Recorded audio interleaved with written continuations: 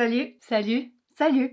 Bienvenue dans un nouvel épisode de Français en 3 minutes. Si vous êtes nouveau par ici, je suis Elisa et dans chaque épisode de Français en 3 minutes, je vous aide à améliorer votre français et à parler comme un locuteur natif.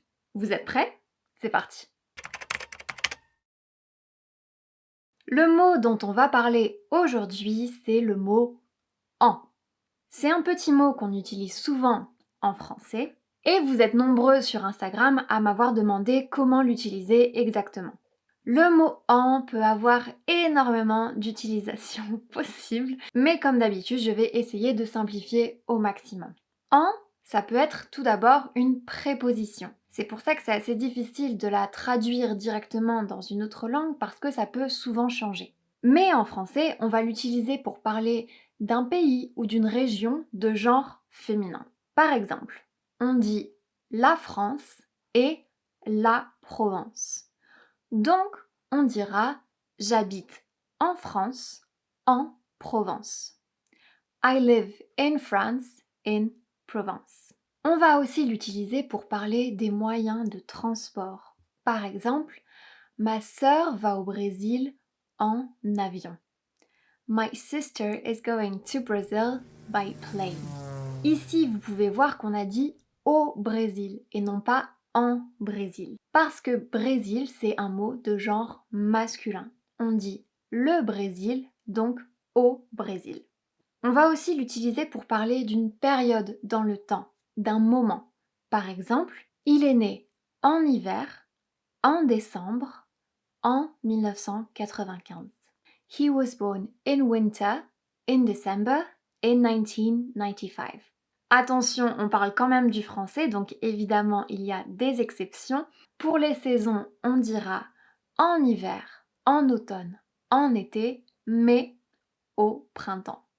On va aussi utiliser en pour parler de la matière d'un objet.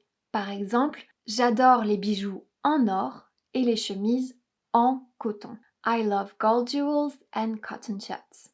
Et enfin, on va aussi l'utiliser pour parler de la manière dont on fait quelque chose. Par exemple, mon père cuisine en écoutant de la musique. My dad cooks while listening to music.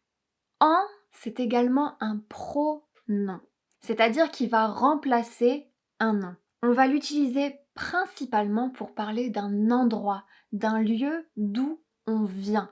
Donc on va l'utiliser souvent avec des verbes comme sortir ou revenir, par exemple. Par exemple, Alex est dans sa chambre et il ne veut pas sortir de sa chambre. Pour éviter de répéter une deuxième fois sa chambre, on va le remplacer par en. Alex est dans sa chambre et il ne veut pas en sortir. Alex is in his room and he doesn't want to get out of it. Il y a évidemment encore beaucoup d'utilisations pour ce petit mot en, mais je veux pas faire quelque chose de trop lourd, donc j'essaierai de faire une deuxième vidéo où je vous parlerai des autres utilisations. Merci à tous d'avoir regardé cette vidéo. Pensez évidemment à vous abonner à la chaîne pour ne rater aucune vidéo de français en 3 minutes. J'espère que vous avez trouvé ça utile et écrivez-moi en commentaire une phrase avec le mot en et je la corrigerai. Pensez aussi à venir me suivre sur Instagram, French Mornings with Elisa, et je vous dis à très bientôt.